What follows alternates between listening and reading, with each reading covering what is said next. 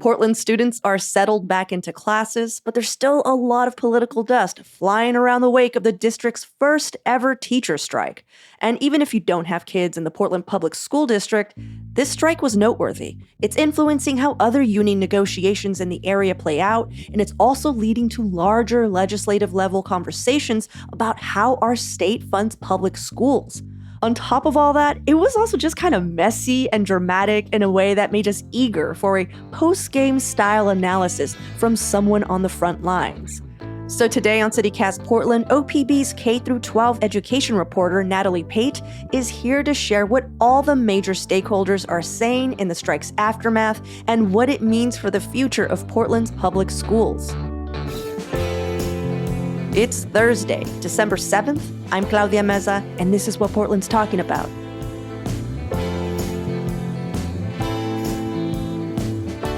This teacher strike was so big, it caught the attention of people outside of our area. Like, did you see that even Bernie Sanders people made a video about it? I had not seen that, no. They did. You know, they were aligning themselves with the union and the teachers, and I was like, oh my God, like the fact that they found an opportunity to make a platform out of it, I was just like, wow, people are really talking about this. Immediately, like, do you think that the Portland public school teachers are better off having gone through this massive strike than simply just taking the deal that the district floated back in October before the strike started? What do you think? Well, in some ways, yes. Teachers will be paid more over the next 3 years as a result of this contract, but they also didn't get anywhere close to what they originally wanted. And for context, the district at the start of the strike was floating something around 11%, and the union was wanting more than twice that. They ended at about 14.4% compounded over 3 years. So it is in the middle, but closer to the district's original offer. The contract does include a lot, it has more overage pay when they have larger class sizes.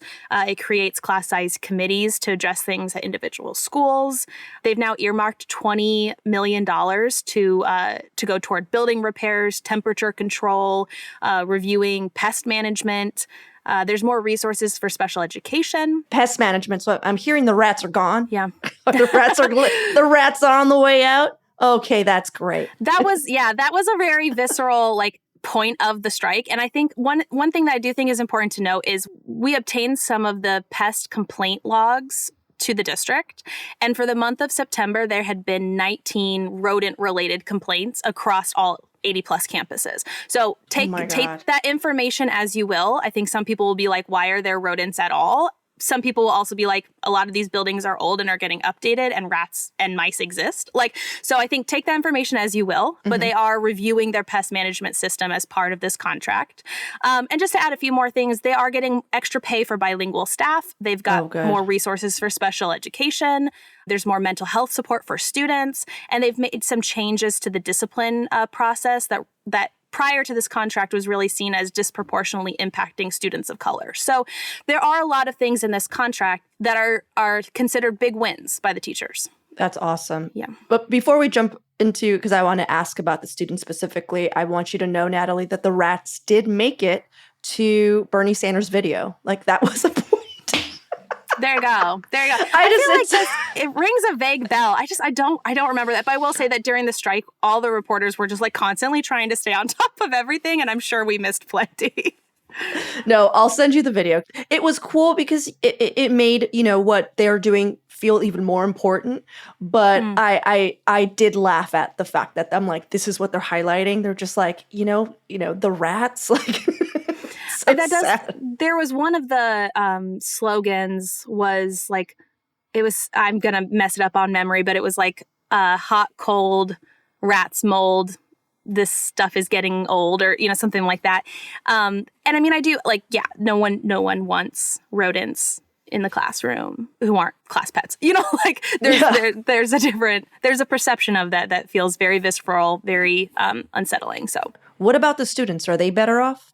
Yeah, I mean, I think that, these contracts are meant in general to give us a firm, understood condition for the school workers, right? In this case, the people who are members of the Portland Association of Teachers.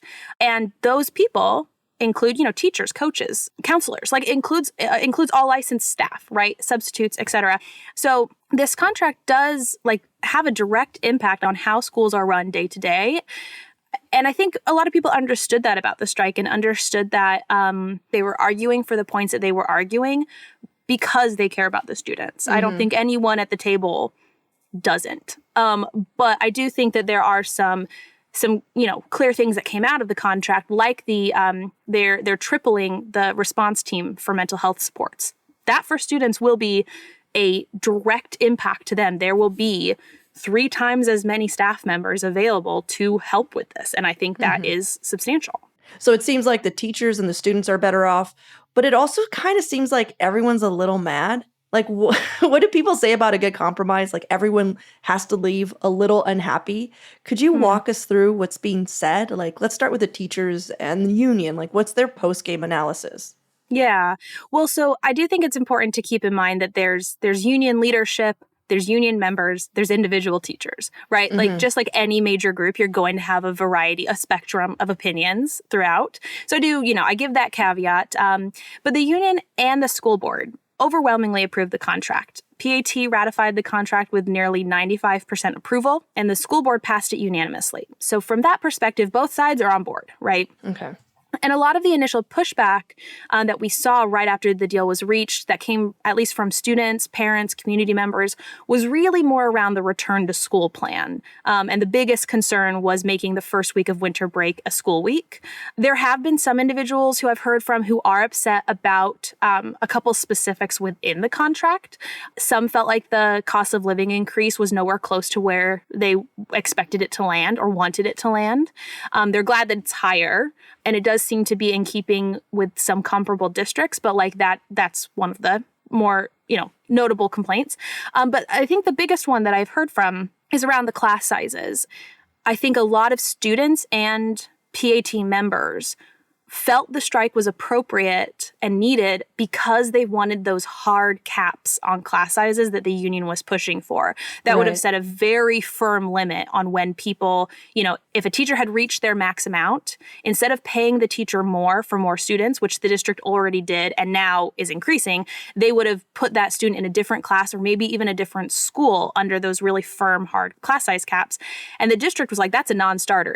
It's prohibitively expensive. It's logistically challenging. It's not going to happen. And it took us a really long time during the strike negotiations to get to a point that the union said, okay, fine, we're not going to push for that anymore. We're going to switch to higher overage bonuses, and we're going to pursue these class size committees. And I think a lot of people were pretty upset that the hard caps got dropped. And the last thing I'd say to this point is that the school board member, Andrew Scott, said something that I think kind of stuck with me. He described the contract as one that had wins and losses, which we expected.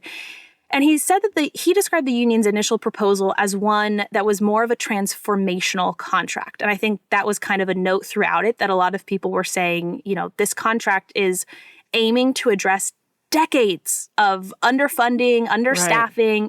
It was seeking to address things that a typical 3-year contract won't do on its own. And in the end, he said that he feels like they ended up with a contract that could have been reached without a strike. And that really stuck with me. I also heard that a longtime chair of the Portland Associations of Teachers bargaining team told his colleagues this week that he had resigned from his post, and he cited concerns about the process, the negotiation process. Was it that discordant? Like, did it really just leave that bad of a taste in certain people's mouths? I think so. On social media, in public events, I think the community could see a lot of tension, a lot of harsh behavior, harassment. And some people had pointed out attacks on women and people of color in the union, attacks on people of color who are leaders within the district. I do think that it was difficult. I think one thing that's important to remember is that, one, when a group has reached the point of a strike, they truly deeply feel that there was no other option, that they had exhausted every step to that point, right? That's theoretically why we got to a strike by definition. And then usually what happens when there's a strike and there's continued bargaining through that is we still have a agreed baseline between the two parties of what is financially possible. And what's being debated isn't what's financially possible. It's how are we going to use that money and how are we going to structure the contract, the other rules of the contract. In Portland's case, it took 2 weeks or so of debate from the start of the strike just to get on the same page about the money. We had Governor Kotek brought in the state's chief financial officer to get the two on the same page. Officials from the Oregon Department of Education poured over budget documents as well. There were marathon conversations around this. And we still ended up with a contract that's $175 million. The district is estimating $130 million in cuts over the next 3 years to make this contract possible. So I think when people felt, there was also the back and forth with like media blackouts at the end. So parents and community members felt very out of the loop. They didn't feel like they were getting updates, or the updates they were getting, they didn't like how they were being presented to them. Like, it got very, very tense. Yeah. Okay, well, let's take a quick break here, and when we return, how the district and Board of Education held up during the strike.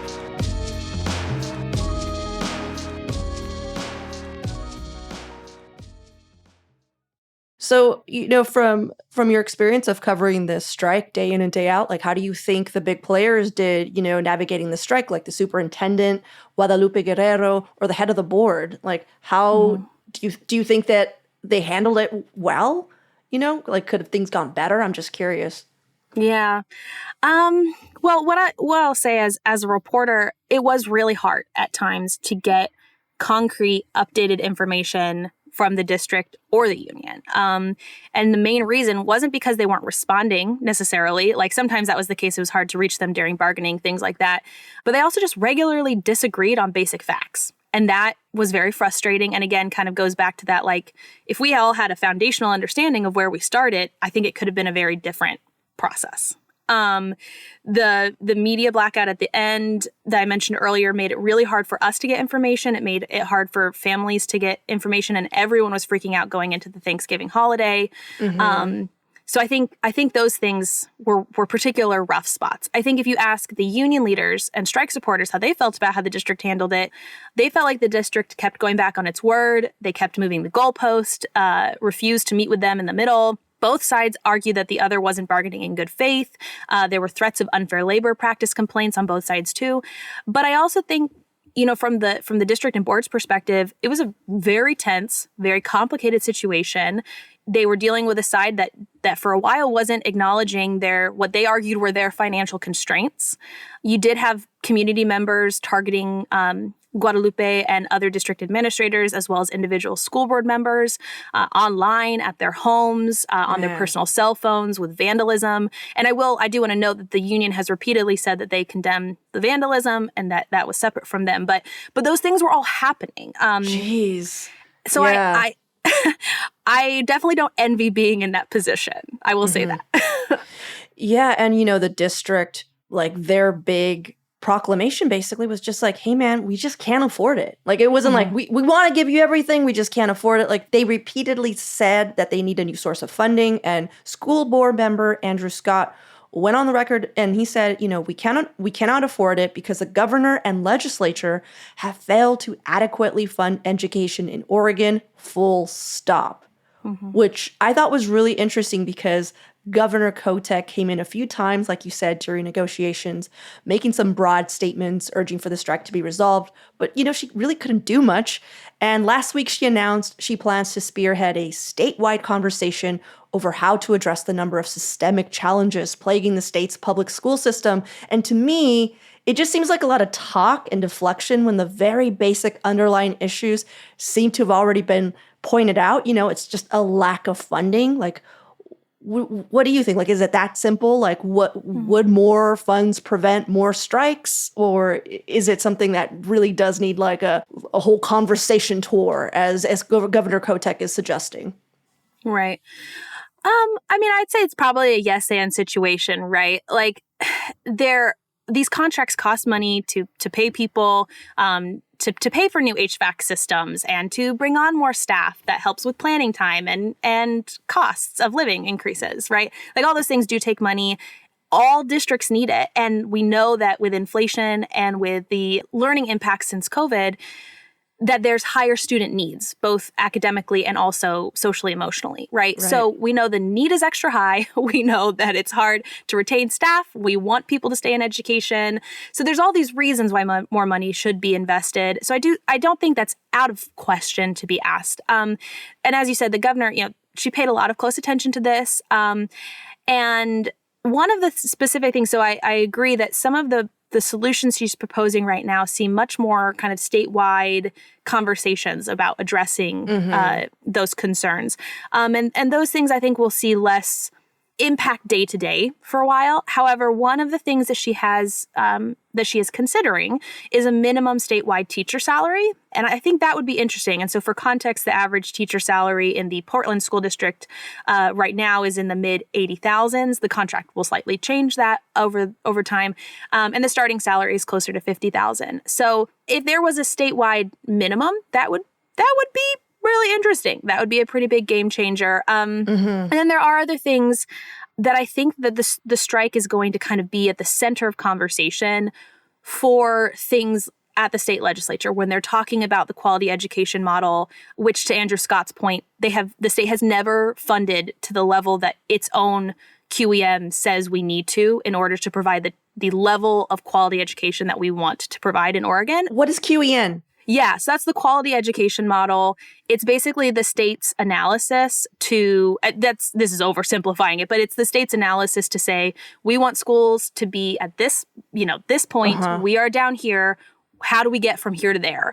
And it gives every biennium, it gives a suggestion of this is how much we need to spend to either keep things as they are versus how much we need to spend to improve them. And Oregon has never, ever funded to the level that it has suggested. And so that is one that educators and advocates and lawmakers alike have pointed to. So frustrating. Yeah. And it leads us back to what I was asking, like more research, more conversations, what you said, that sounds awesome. Like, I hope that there is a minimum rather than, teachers like hoping and praying that eventually they make it to the top tier of pay level, Right. But yeah, it just seems like we just need more money, like immediately, and less talk about what could be or how good a school could be or what it takes. It seems like there's actual already research and stuff written down. If there's a QEM, just fund it at that point. Yeah. And there was, the historic funding from the Student Success Act in Oregon a few years back, but it happened just before COVID. And that changed things dramatically. How the money was, allocated and sent out and how we used it and the needs of the students. Like, there have been some historic investments in K through 12 education in Oregon. There's no denying that. And I have heard from lawmakers especially, but from educators as well, that yes, we need money. We also do need that second part of it is like, we do need to improve our systems. We do need to talk about how we can support students better and run schools better, aside from just the monetary. Like, we can't just throw money at the problem necessarily, but all the things that we need to do to improve schools also cost money. So it's a yes and situation. Right. So like, what power does the governor actually have in all this then? I'm not sure. I do think that having the governor say that this is a priority, this is a focal point, these are the steps that I want us to take, the transparency effort she's pushing for with the Department of Education to make budget information more easily accessible can be then used by state lawmakers and educators to make some of those decisions. So I don't think it's nothing. I just think that it's, we are also going to have state legislatures having this conversation when we're going into the funding for the next biennium. That's going to dramatically influence things. Right. So I think there's going to be a handful of touch points where it comes up.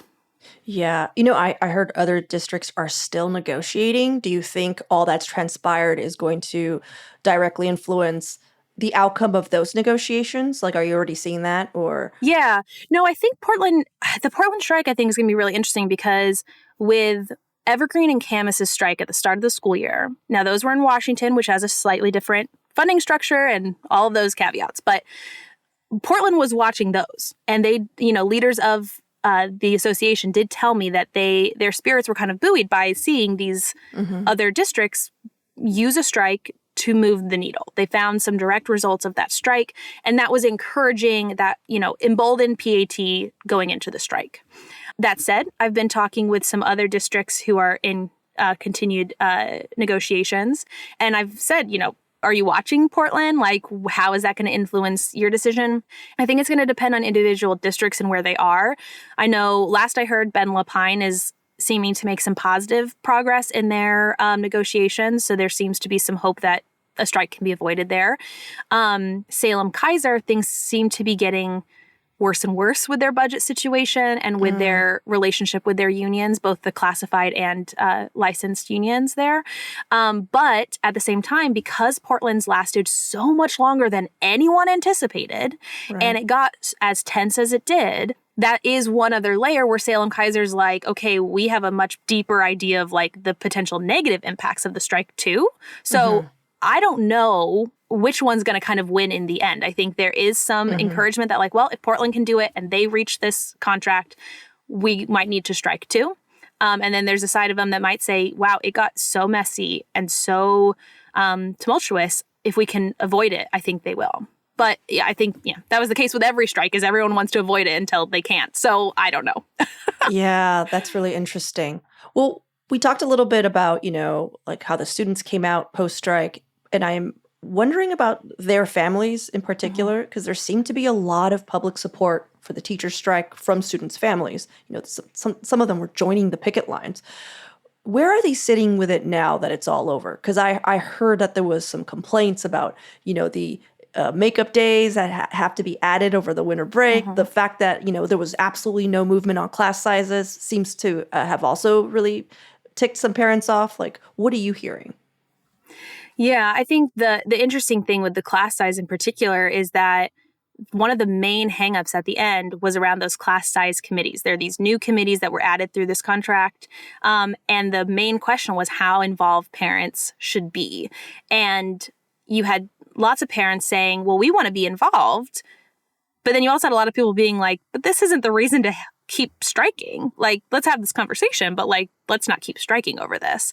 So I think there was a lot of varying degrees of feelings and support on those. I do think there was a tonal shift toward the end of the strike. You started having families who had been really supportive start to get frustrated, especially with the messaging. They kept hearing very different narratives from each side about what the holdup was and what the disagreements were. And I think people got really annoyed with that. People got really frustrated with that. And I heard that from family members.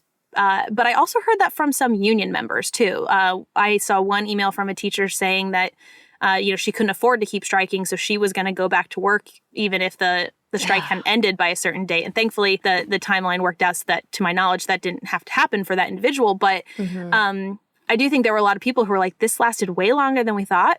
Pretty much everyone was upset about having to go back for the first week of winter break.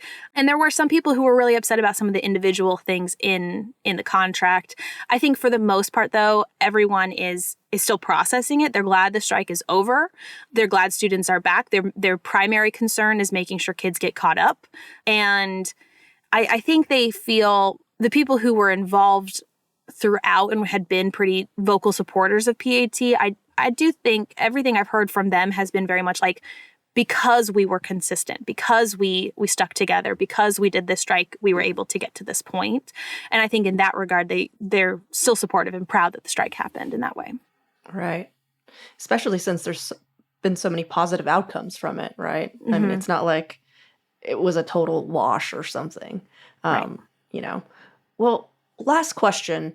What have you heard from the Rats? Like, what do they think about the contract? Has there been any, has there been an official statement? They haven't returned my calls. I know. Yeah, I would imagine they'd be upset because they're essentially getting, They're getting booted out. Yeah. I'm not saying they should be in the classroom, but I had very sweet pet rats when I was little. I hear this. I hear they're really nice pets. My mom's a retired teacher. She had a fair amount of time students would come in with pets and be like, Miss Pate, do you want these 2 hamsters? I can't have them anymore. So we ended up with a handful of pets just out of the goodness of my mother's heart. But the rats that we had, they were 2 of the sweetest pets that we had. So what I'm hearing is, Guadalupe Guerrero, once you you gather all these rats, Natalie, Pate, and their mom, they're just waiting. They're just waiting. Don't you dare, Claudia. Well, thank you so much, Natalie, for hanging out with me, for also just for your work. I know that was exhausting. I hope you get some time off. Thanks again for all the work you do. Thank you. Thank you for having me.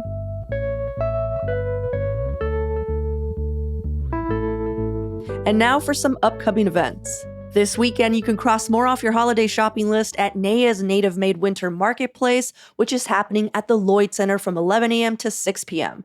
Also, there are still tickets available for The Moth in Portland. If you're not familiar with The Moth podcast or its shows, they're a popular and much-loved storytelling event that takes place all over the country, and it's coming to the Arlene Schnitzer Concert Hall on December 12th. And The Numbers and Pam Cutt are kicking off a quarterly series this weekend, highlighting the perspectives of Portland's communities of color through themed nights at the Tomorrow Theater on Southeast Division. And it's all starting with a Black horror movie night screening the feature The Angry Black Girl and Her Monster. Also this Sunday, the Rose Quarter Guitar Show is happening at the Veterans Memorial Coliseum. $15 gets you in the door. It starts at 10 a.m. You can buy, sell, trade guitars and guitar accessories all day, or just look around. We'll link to all events I mentioned in our show notes, and for even more events and local news, sign up for our daily newsletter, Hey Portland. We'll also throw a link to that in the show notes.